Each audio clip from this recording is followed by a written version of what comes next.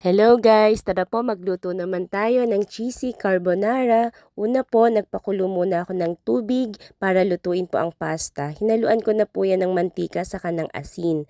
Pagkatapos po nito gawin na natin yung sauce. Nagprito po ako ng bacon at saka ng ham. Ngayon po, isunod naman na po natin ang butter.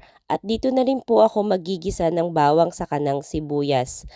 After po ng maggisa, lagay na po natin yung hiniwa ko po na mushroom at saka po yung binili ko po na carbonara sauce. Timplado na po ito. Tapos lagyan na din po natin ng paminta pampalasa. At saka po iyan mag-a-add po ako ulit ng cheese, saka po ng Nestle cream para po mas creamy pa po ang ating carbonara. Ibalik na po natin ang ating mga pinilitong ham at bacon at saka ito pong niluto nating pasta.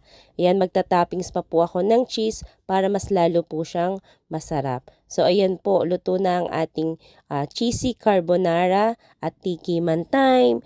Siyempre po si Hana po ang unang kakain kasi siya po yung nag-request niyan. Favorite niya po talaga itong carbonara. Yan po ang kanyang pinaka-comfort food. So thank you for watching. Bye guys!